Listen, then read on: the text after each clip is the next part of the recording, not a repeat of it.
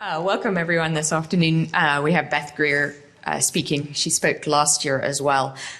She is known as the supernatural mom, and she has been she's an award-winning author of this book, The Supernatural Home. And she is an award-winning journalist, documentary film producer, renowned toxin-free living expert, and environmental health advocate, and a professional speaker. She eliminated a sizable tumor from her chest without drugs or surgery by detoxing her body and her home. Beth offers in-home detox audits and private coaching and is endorsed by several doctors who recognize that toxin elimination. And today she'll be speaking about what is in your home and what is on the label. So she's a wonderful speaker and has many, many insights into that. So I'll hand it over to you, Beth. Thank you. Thank you. Hi. Well, okay. Wouldn't you just love to walk into a grocery store and feel confident that you're choosing safe, non-GMO products and understanding what's going on hidden in the food additives that are in our food and what's really going on with like grass-fed or cage-free? You know, if you're really curious about that, you're in the right place. I'm going to give you some tips. So just a little bit of background. I've been doing research. In 1965, only 4% of the population had a chronic disease. And today, 46% of our children are living with chronic disease. And this is a snapshot of kids under 18.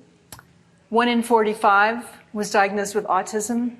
1 in 10 has ADHD, 1 in 10 asthma, 1 in 9 has seriously contemplated suicide, 1 in 8 are depressed, 1 in 6 have been diagnosed with a developmental disability, 1 in 3 are obese or overweight. I mean, these numbers are just, they make me very sad.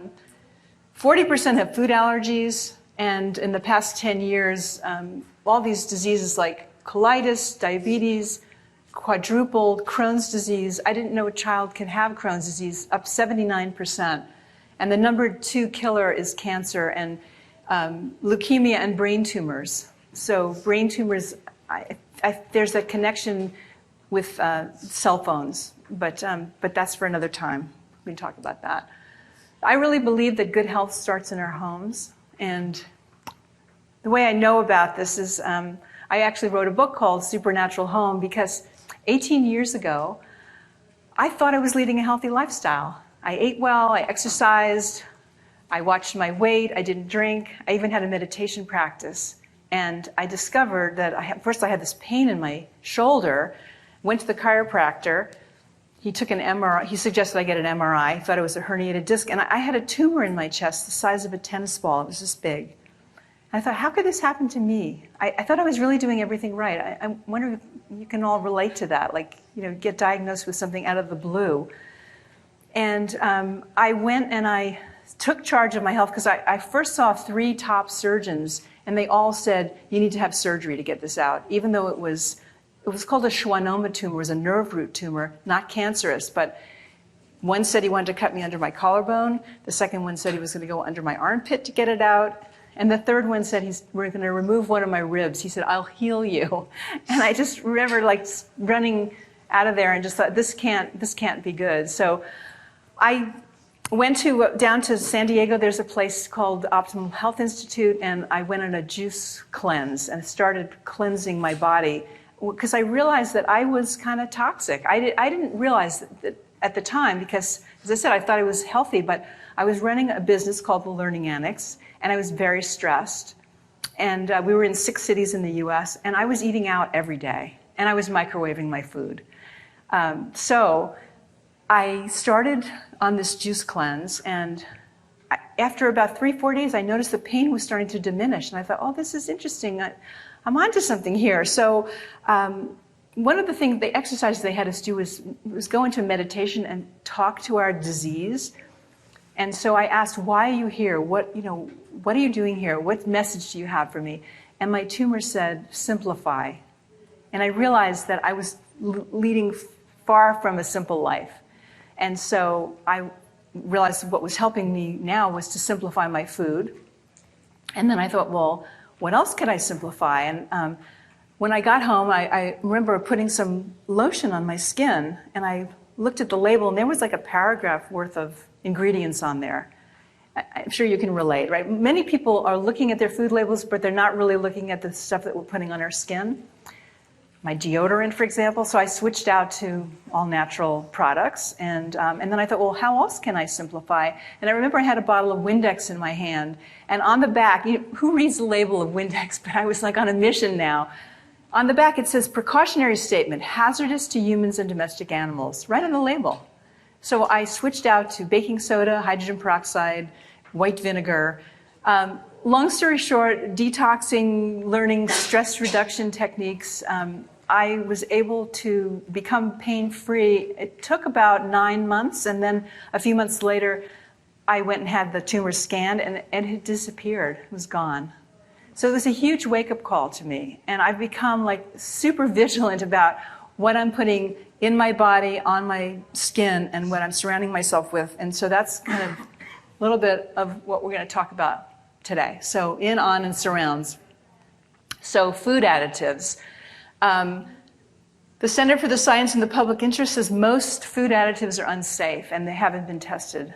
So if you think that what you're eating is overseen and completely safe, it's not really the case when it comes to food additives, and those are mostly found in processed foods.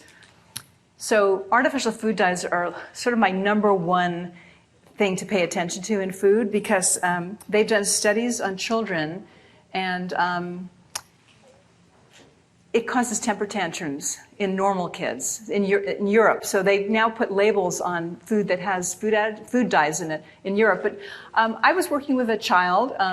He was a 7-year-old boy living in Chicago, diagnosed with ADHD. And he had emotional outbursts, he was hypersensitive, he was depressed, he had anxiety, very low stress tolerance.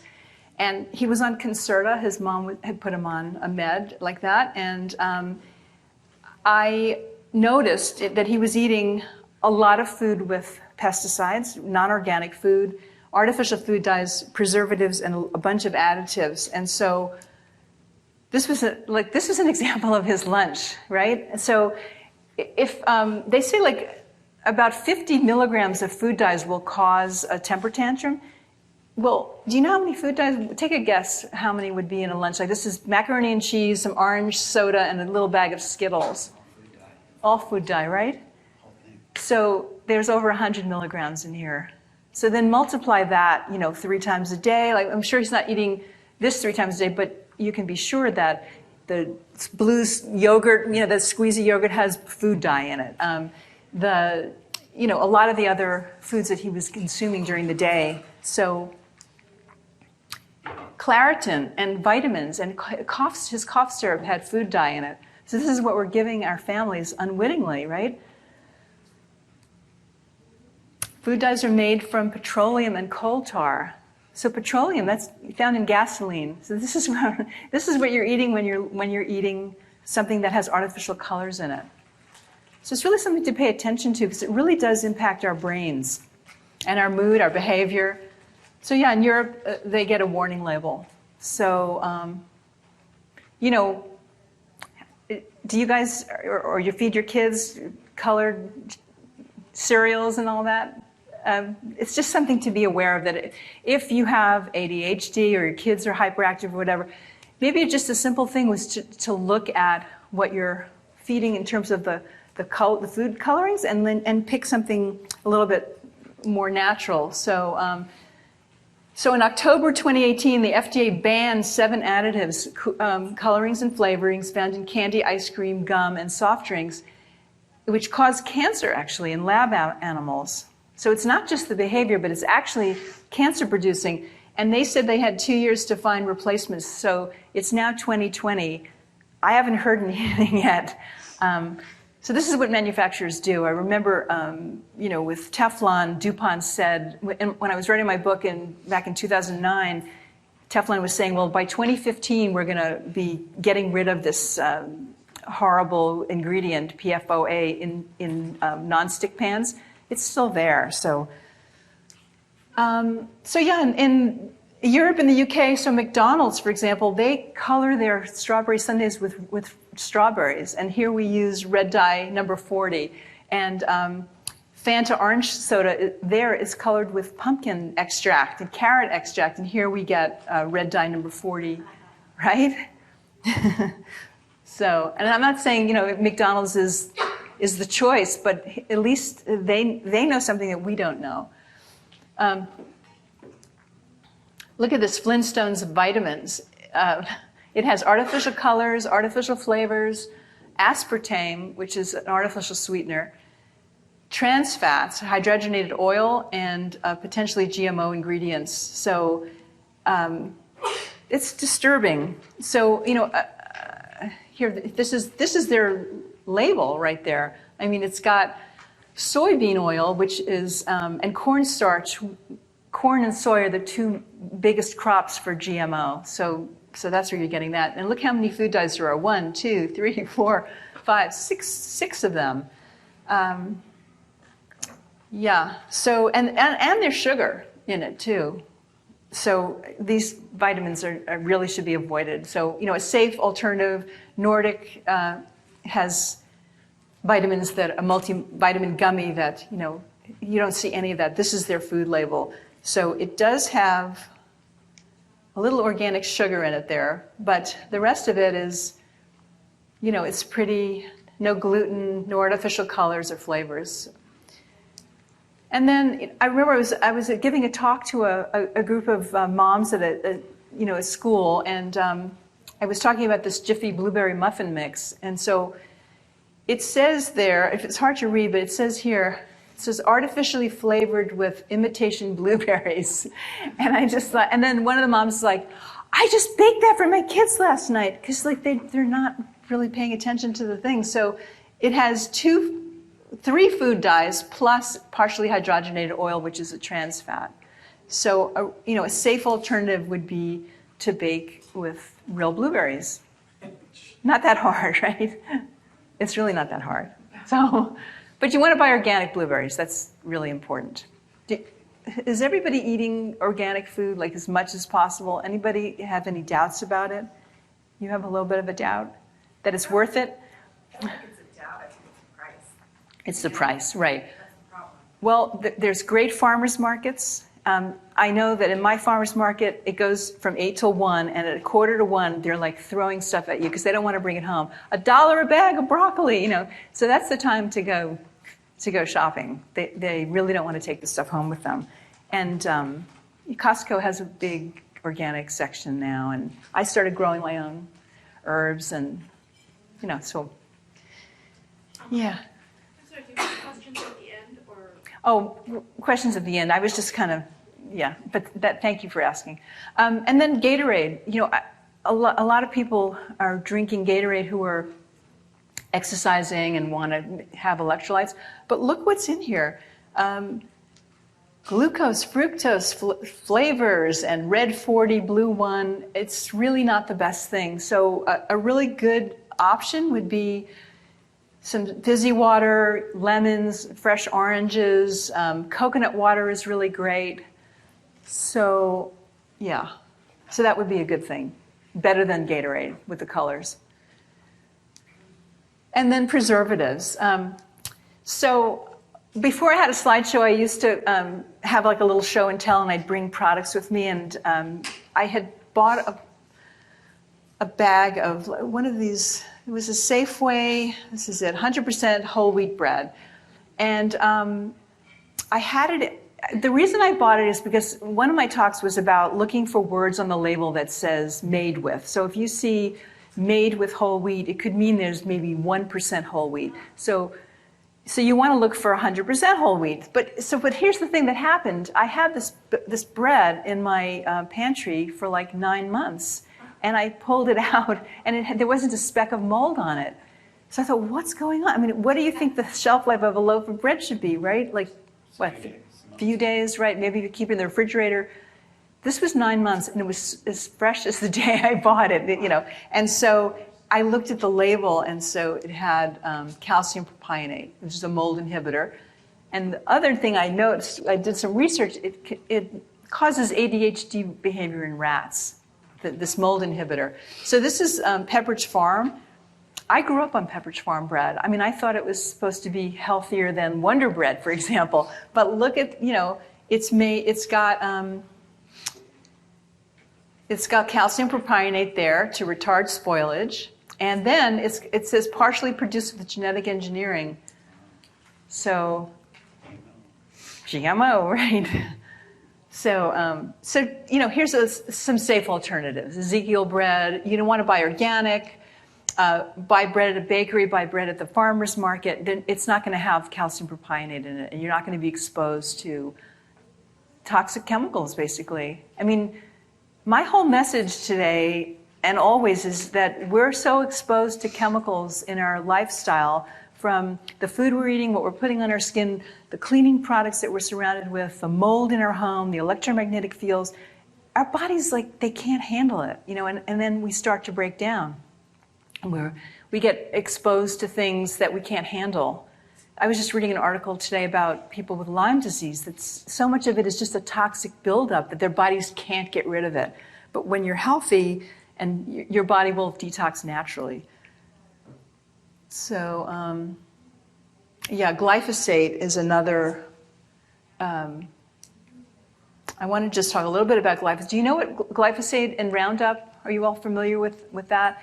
So what I didn't know before I started researching it is that glyphosate Roundup is a weed killer. It's one of the most prevalent weed killers on the planet, basically, very much so here.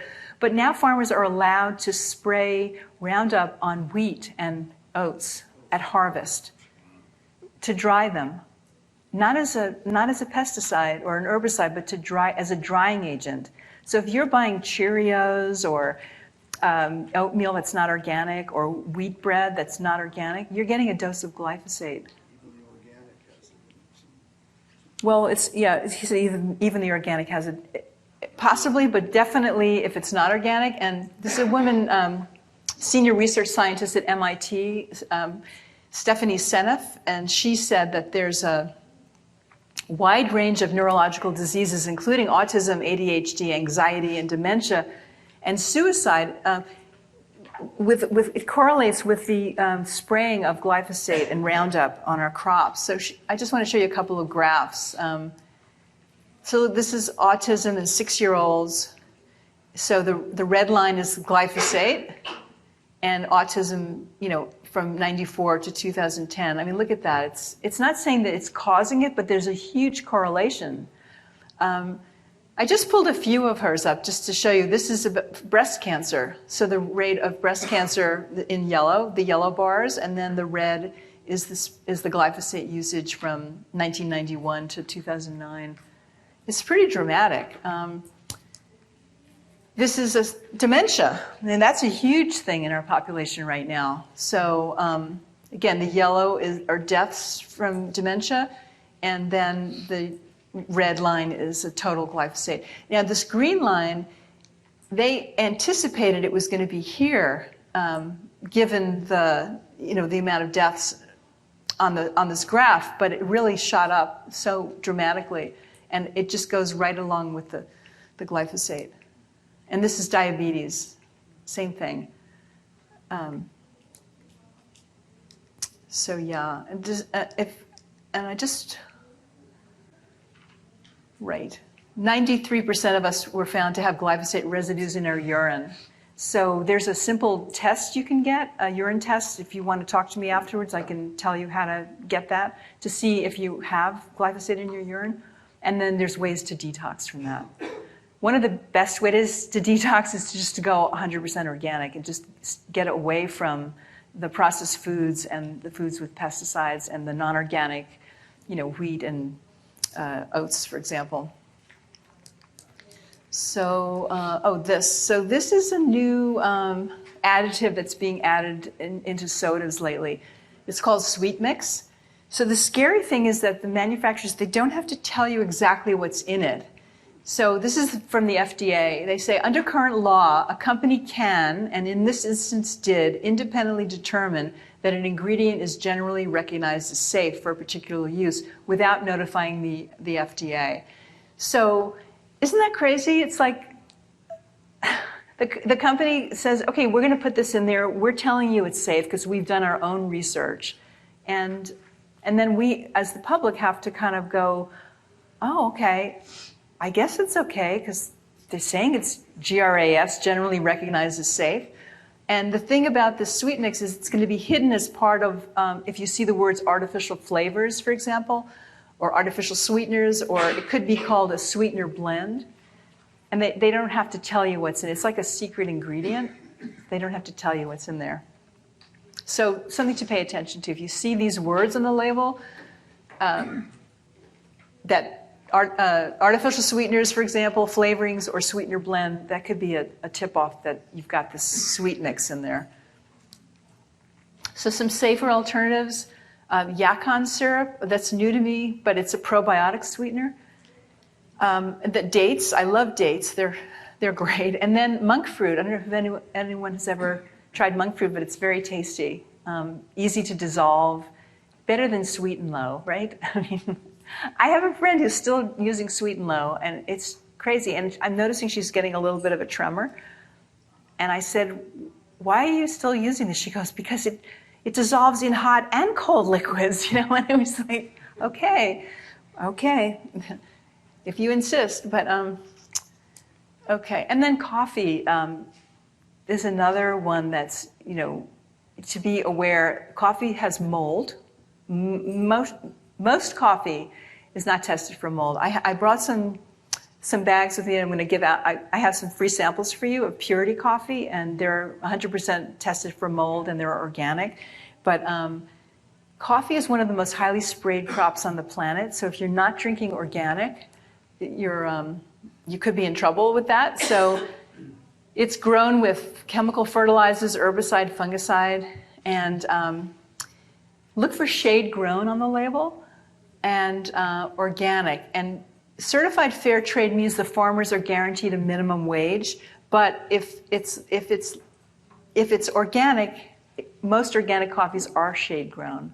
So what shade grown means is that it's grown under a canopy, and there's birds that are acting as agents to kill the bugs and all that. If it's sun-grown, it means they cut down the forests, and then they're using pesticides to kill the bugs instead of the birds. So that's why you want to look for shade-grown and organic. And then, I don't know if you've ever seen these little stickers on the produce. There's a 5-digit sticker. So number 9 tells you it's organic. And if you see 4 is conventional, and 8 is genetically modified, although I have not seen 8 very much. I think that the companies they're trying to hide it, and they're not putting it on anymore. So now you won't see these stickers at the farmer's market, so you just need to talk to your farmer. You know, find out, are you using sprays? What kind of fertilizers are you using? And they're, most of them are pretty honest, and I think that's the way to go. So so non-GMO, I wanted to just talk about that. I see a lot of foods that'll say non-GMO, but it doesn't mean it's organic. If it's organic, it means it's non-GMO. Do you understand the difference? So if it's organic, it means it's not genetically modified. But if it's not genetically modified and that's all they're saying, it doesn't mean it was organically grown. So you're still being exposed to pesticides. I have a question. So I see a lot of food without the sticker non-GMO, but it contains canola oil. Right, exactly. Which is a very bad oil. Right. So he's saying that non-GMO can contain canola. There are some non-GMO canola oils out there. Canola is not a good oil. You're right. But there are some that are not genetically modified. So so this label, while I'm happy that they're working on non-GMO foods, it's a little bit misleading because people think it's healthier but it's not necessarily organic. And for me, the pesticides are way up there in my. It says organic, you It means non-GMO, correct. It means everything else. Yes, it means everything else. Yeah. What about grapeseed oil, if it's organic? Is that good oil? Grapeseed oil is fine, yeah.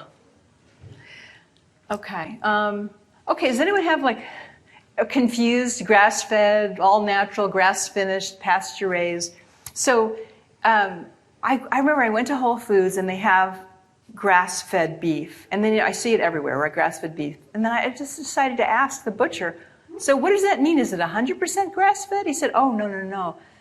It could be labeled grass-fed if the calves fed on grass the first few months of their lives. Right?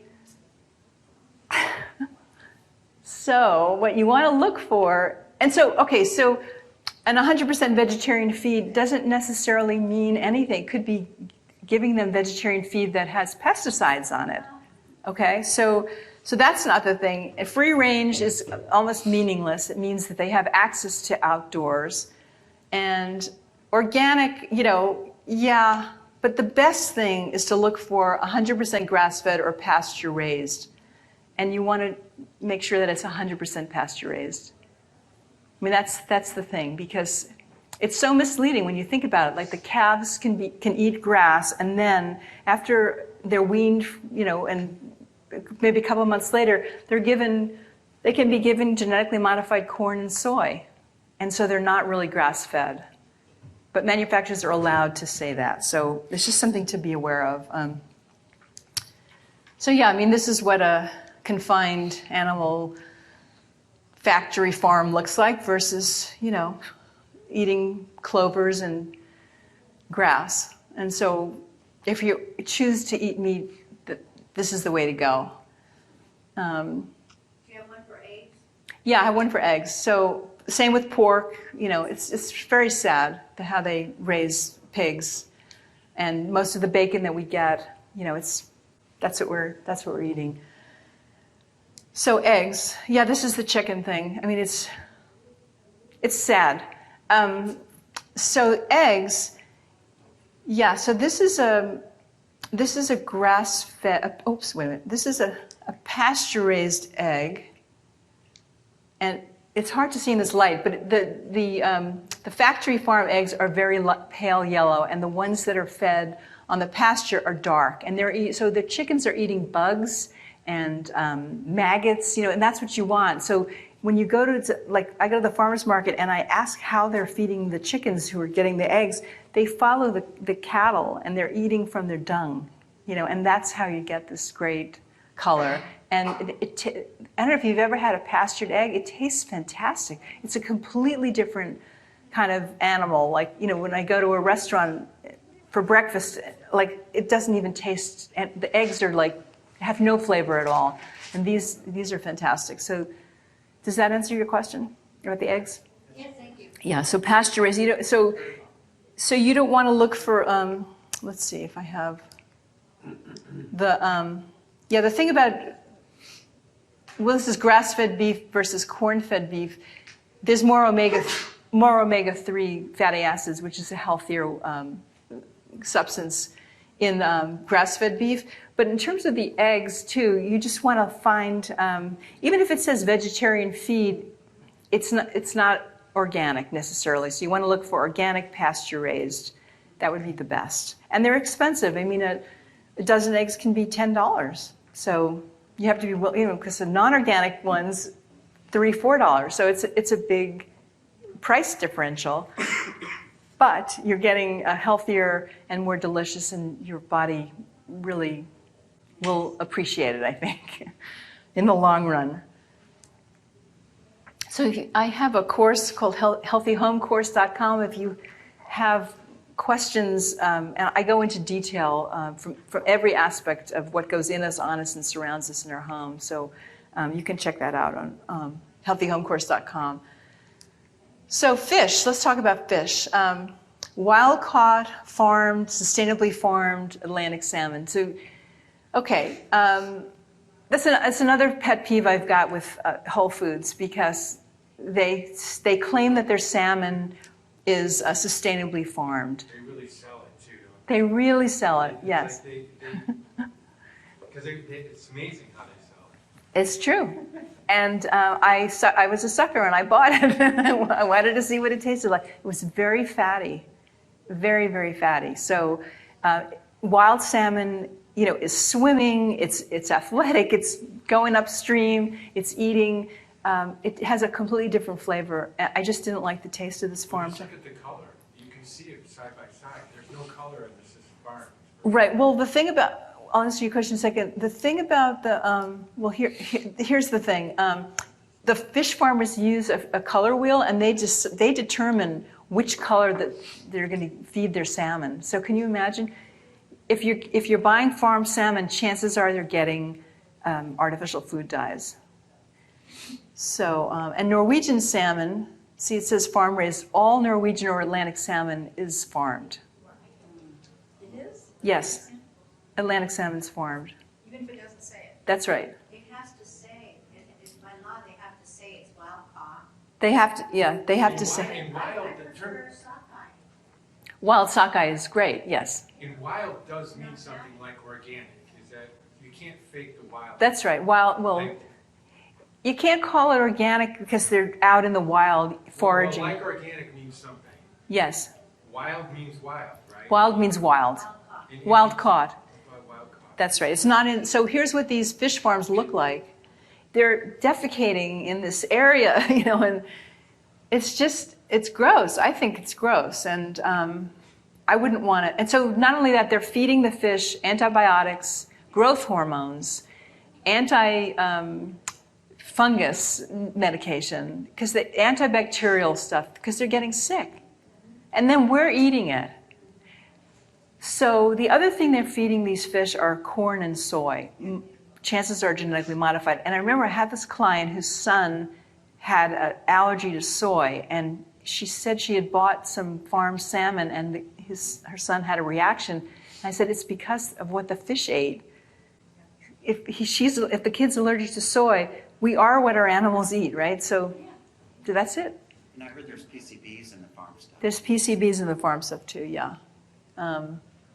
So farm fish contain less protein, less omega-3s, more fat, where there are high levels of PCBs, mercury, pesticides, antibiotics, GMOs. I mean, so really, I'm eating less fish, and I just buy only wild caught now on occasion. I bought wild Atlantic salmon. Now I'm confused. It's a wild caught Atlantic salmon. It said Atlantic salmon, my understanding is it's always farmed. That's why I was wondering if the word wild means something. I say wild. Right. If it says wild caught, then that should be. And then I heard everything in the Pacific still has Fukushima. Well, that's true. Everything in the Pacific, right. The radiation from Fukushima has not stopped.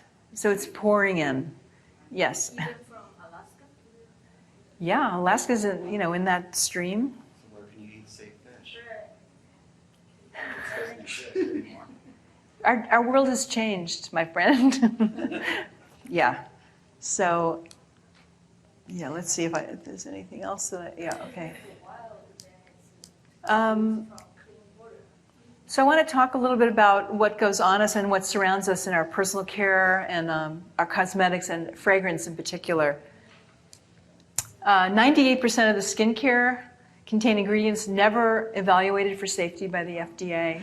So the cosmetics industry is self-regulated.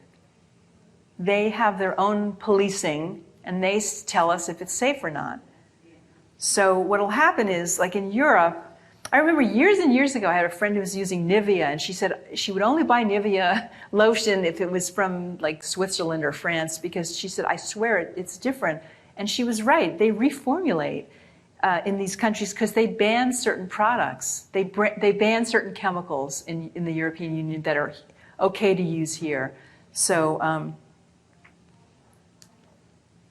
most of us use about 15 products a day. If you think about it, toothpaste, deodorant, makeup, shampoo, lotions. So no one really knows. Like sometimes they'll test one chemical at a time, but no one really knows what happens when they're all together, like a cocktail. What is it doing to us? It's something to think about, right? So these are my top 3 chemicals that I want you to be aware of. Phthalates, so that's found in perfumes, fragrances, in nail polish. It prevents the nail polish from chipping. And it's also found in mascara. It prevents the mascara from running. It's a plastic. It's a type of plastic. Parabens are preservatives that are found in makeup and shampoo. So you'll see phrases like ethyl, methyl, paraben, that kind of thing. And then triclosan is in antibacterial soap, and it's in some toothpaste, like Colgate Total toothpaste. So you were putting that in our mouths, you know. The stuff that you put under your tongue will go directly into your system. So you know, if you're putting toothpaste in your mouth that contains triclosan, you're getting a big dose of a chemical that you really don't want to have. Fluoride too, right. And teenage girls use more personal care products, and their bodies are undergoing, you know, rapid changes, and so they're being impacted. And boys too. I remember I went to this, I spoke to a group of 8th graders, and I was telling them about their personal care products and stuff, and I said, you know, some of these, because they use a lot of fragrance stuff, especially the boys are using like Axe body spray. I don't know if you, so I said, you know, these things can impact your hormones. I said, you know what hormones do? They can make you short and they can make you fat. And so the next day I got a call from one of the mothers, and I thought she was going to yell at me, but she said, what did you say to my son? He gave up Axe spray, you know, for the first, I've been trying to get him to stop for a year. So he just figured, you know, this isn't right for him. So that was good. I did a good thing. This was a case study of a woman. She's 58 years old. She's living in Georgia. She had constant nasal congestion, runny nose, cough, trouble sleeping. She was on antihistamines, Flonase. She was on an inhaler, cough syrup. And so in her home, first of all, high humidity. Anything over 50% could be a problem with mold. She had 60% humidity. You can buy something called a hygrometer. You can get it on Amazon, inexpensive to measure the humidity in your house. If you suspect you have, you know, high humidity or mold, this could be a really good indication. And she had excessive use of scented products. So like I walked into her bedroom, I was just like struck by the smell. And I said, wow, you know, and she's like, I don't smell anything. What happens is you get used to it, right? You get acclimated. So she had scented candles everywhere, just everywhere. And then I said, well, this is, you know, a problem. This could be a big thing. And she said, well, I'm not giving up my scented candles. You know, they were gifts, and they relax me, and I light them every night before I go to bed, and I take a bath, and I light them. So I worked on it. She used perfume, she used hairspray. It was crazy, you know, all the stuff that she had that was scented. Feminine care products.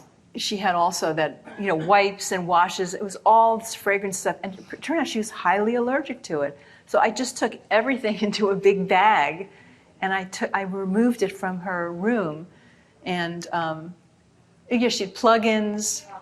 I mean, it's just amazing that people are just not aware or think that what they're doing is okay because they buy it. Well, they tell me, well, it's on the store shelves. Why would they sell it if it's not safe? So, oh, she had like hefty, look at this, lavender and sweet vanilla. She was like addicted to scent. It was funny. Lysol's bad, right? Bounce. She had the Febreze, Downy. I mean, I was just like walking around taking pictures because I just couldn't even believe what was going on in this woman's home. Anyway, so long story short, we got rid of everything, and it took about a week or so. Her cough like calmed down, and she'd stopped using the Flonase and all that, and her sleep improved dramatically. So if you see the word fragrance on a label, it can mean somewhere in the neighborhood of 100 to up to like 1,000 chemicals. I mean, the scientist was telling me that there can be thousands of chemicals in that one catchphrase, fragrance. So if you think about, you know, again, what first we're putting in our bodies, the preservatives, the additives, then you go on to what you're putting on your skin, and this fragrance, it's insane. And no wonder why we're all getting chronic illness. I mean, it's too much for our body. So here's some safe alternatives, some essential oils, candles, so beeswax candles.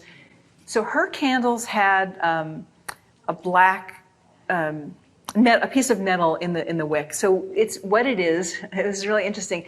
I did some research. The metal makes the candle burn longer because it keeps the wick straight. But guess what the metal is made out of? Lead. Yes. So on her ceiling she had black soot, right? So look for a candle that has just a cotton wick.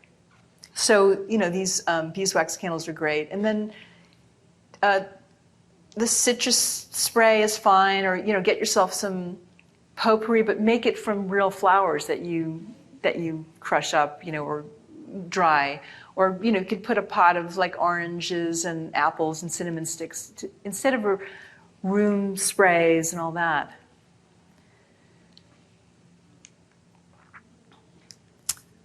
So yeah, the cleaning products, those were big too. As I mentioned in my opening, talking about Windex, but also there's pine sol, anything that kind of smells strong and makes your eyes water. You can be sure that that's not healthy for your system. So I like using baking soda, hydrogen peroxide, white vinegar. So I put white vinegar, maybe a cup of white vinegar, in a bucket of warm water to do my floors, wooden floors. It works great. And Bon Ami is a good cleanser as opposed to Comet, which Comet was ranked like the #1 most toxic powder cleaner. So, I mean, I grew up with this stuff. So, and so baking soda is my new favorite friend. So what I do is I put it in this salt shaker and I use it as a deodorant. So I sprinkle some on the palm of my hand. I go like this, and it works like a charm. It's totally non-toxic, and it doesn't prevent you from sweating, but it won't. You won't have any odor. You might put essential oil in it too. You can put essential oil, but then it gets it can be a little sticky, or peppermint's great, yeah. What's on the far right? Oh, Salsuds. It's Dr. Bronner's makes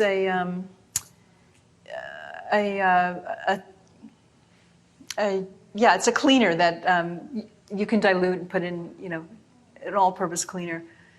So, my recommendations would be to get a good quality HEPA air filter.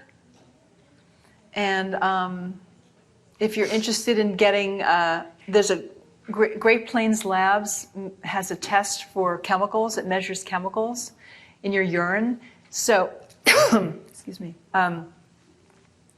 One of my clients, had she wasn't feeling well. I ordered this test for her, and the gasoline additives in her urine were like off the charts. And I was like, I couldn't understand what's going on. She didn't live near a highway, and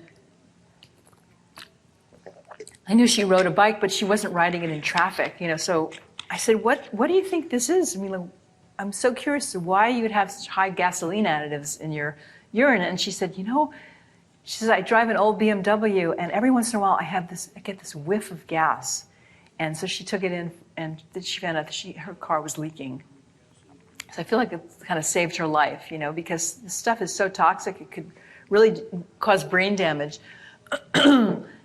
Use a wet or damp cloth to clean surfaces, because all of the toxins that are off-gassing, for example, from our furniture, from the stuff that comes in our house, it settles in the dust. So the best way to get the dust up would be to damp mop or damp cloth, and then open your windows, because very often we're in here a sealed environment. The recirculated air is not great for us. So the air inside our homes could be even 10 times more toxic than the air outside. So open up your windows, especially in the morning. I like to open them up and get the air circulating. And again, watch out for fragrance. I wanted to say too, I meant to mention that I have a little gift for you too. One of my favorite cosmetic companies, or it's a skincare company, is called Naturocalina, and I have some face spray, like rose face mist. So before you go, get yourself a little bottle. They're great. So you can clear the air with houseplants. So NASA did a study, and some of these, IV, this one, I think it's called Mother-in-Law's Tongues. I forgot the name, the real name of it, but they work really well at getting rid of benzene and formaldehyde, things like off-gas from some of our furniture, kitchen cabinets, that kind of thing. And then I recommend getting a good doormat and wiping your feet, or have your guests wipe their feet before they come in, and ideally take your shoes off. And I always have socks for people when they come in, because you're bringing in God knows what from the street, gasoline, additives, dog poop. I mean, there's it's a simple thing to do, and keep your house much cleaner that way. And again, vacuum with a HEPA filter. So, okay, well, so that's my talk, and I'd love to know what's one change that you're going to make after all this information. I know I gave you a lot of information, but is there something that stands out that you might want to make a change? Question, not change, but what's the best way to keep your house free from mold? Free from mold. Well, the humidity, keep the humidity lower than 50%. If you have any leaks, make sure that you deal with them quickly. One of my clients told me that she saw a black spot in her carpet, and she would say, I would just put the drapes over because I just didn't want to look at it. I mean, right? So you have to, if you see it or smell it, you need to deal with it quickly. Right. Especially at 9 o'clock tomorrow morning was specifically on that topic. on mold. Yeah. Yes. I have a question. Yeah. So, thank you first and foremost. I learned a lot today. But I saw that you extensively looked into the different labeling, organic versus grass-fed, in our cows and the fish and the poultry and the chickens. What about the vaccines that they're getting? Oh, yeah. Because all of them do. Right. Well, not the organic. 85%. Is it not the organic? That's what my question. They So give them organic- vaccines too? The organic. Yes, they do. So, Uh-huh. so how are they labeling those, or do you know? You know, I about visited some farms, some cattle ranches up in Oregon, and they were completely grass-fed, grass-finished, and he wasn't using vaccines. So I think not all of them are. Maybe the smaller farms are not. Yeah, they said about 85% of all of our Right. So I guess my recommendation would be, if you can, go join a CSA, community-supported agriculture. Go to the farmer's market, buy your meat there. You can buy a whole or a half cow or pig, or like that. Yes. How badly contaminated are the fish from the Fukushima? Yeah. How badly contaminated are the fish? There have been some studies. As I said, the radiation has not stopped. It keeps coming into. Yeah, but how bad are the fish contaminated? I know some doctors who are not eating fish any longer. I know they're not eating any of the dairy from Northern California because of that. They feel that the milk is being contaminated because the grass is being contaminated. So, Is that fish from the Pacific Ocean only? Or? I believe so. Yeah. Yes. Oh. So what are your thoughts about using a gas stove versus electric? Because I've been cooking with gas, an unvented gas stove, for like my whole life, and I've just been learning about how much air pollution it causes. There's a lot of air pollution. So I have a gas stove as well. I always turn the vent on. Is there a way that you can vent it or open a window? We have to drill through our roof. Well, I would do it. It's worth it. I was thinking about possibly switching out to electric, but I also measure electromagnetic fields, and they're very high.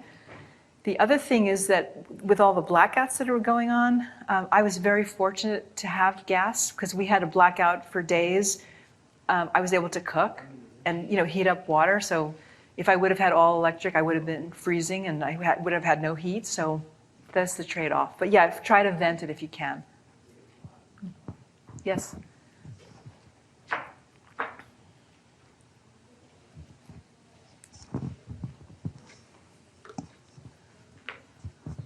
I have also made a big change with humidifier because the air gets so dry in the winter, as well as because I have a gas stove. And along with an air purifier, my humidifier has a ceramic filter.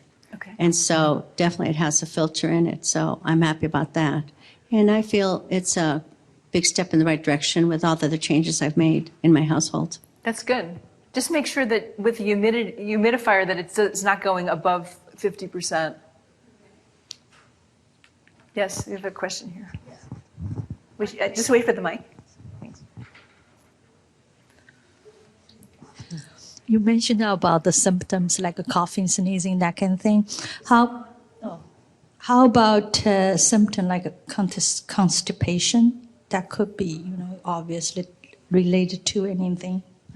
Well, it could be many things. One thing comes to mind is not being hydrated enough. So I'm reading this great book called Quench, and she talks about using chia seeds in your water. So actually I have some in here now. This is what I drink every day. I grind up a teaspoon of chia to add to my water, and it helps to hydrate us, just like the cactus. It creates a gel. And so that could be really helpful. So to grind it. I like it ground. Otherwise, it has a different texture. You may not like it. It's kind of thick, but when it's ground, I find it easier to swallow. Thank you. Yeah. Yes? What do you think about xylitol and stevia? Xylitol and stevia. So, yeah, I mean, they're highly processed. And my understanding is that it creates more of a craving for sweet anyway. That if you're constantly giving yourself that sweet flavor, even if it's not sugar or sweet and low, for example, or aspartame, it's better than those, but it still sets you up for craving more sugar or more sweet things. So if you can cut down on it a bit, it would be good. Yes? What do you think about water purifiers, water filtering? Yes, Do you have a system that you like? I do, yeah. The system I use is Alcaviva, and I have it on my website, Alcaviva. So if you go to bethgreer.com, I have recommended products section. And so I've done tons of research over the years because I want to make it easier for people. They don't have to go through what I went through, 18 years ago. So yeah, I love it. It alkalinizes the water, and it also adds hydrogen atoms, so it helps to detoxify. Does it structure it? It's a good question. I also have a handheld thing that structures it. Little one. Yes. Mm-hmm. Yeah. Yeah. Any other? And will anyone tell me one change they're going to make? Doormat. Doormat. Okay, good. Good, doormat. I won't assume that GMO means organic. Well, the pesticide component of non-GMO is interesting. Right. Okay, so you won't assume that non-GMO means organic. That's good. Yeah, I mean, I was looking for the label, but I wasn't sure. So the higher order is organic. That's right. Yeah. GMO falls under that, Or- but not necessarily. Exactly. Exactly. Yes. Another question. So what do you think about the dust cloth? What are they called that they... Yes, I use them. I like them. They're, I forgot what they're called, Eco Club. I actually have it on my website as well. I like using them. You don't need any soap with it. Oh, sorry. It's those cloths, the Eco Cloths, to clean with. Except they give out particles when you wash them. They give off particles when you wash them? No, not the particles. They... Sort of like a plastic. They're bad, very bad for the environment, unfortunately. All of them? All of them. It's the same thing like when we have polyester clothing. It's I see. Okay. Microplastic. Microplastics. Okay. Yes. Interesting. Okay. Well, I'm going to do some research on that. I wasn't aware of it. I like the fact that I didn't need to use detergents or cleaners. Exactly right. Okay. Thank you. And you had, You just asked about the change. Yes. I live in Las Vegas, which there's not a lot of resources for good fruits and vegetables like California. So finding healthier options that are affordable. affordable options. Good. Great. So if you want to have a supernatural home, I come into people's homes personally and also on Skype, and I help you uncover hidden toxins that you're exposed to from what goes in you, on you, and surrounds you, including detecting and remediating electromagnetic fields. So thanks again.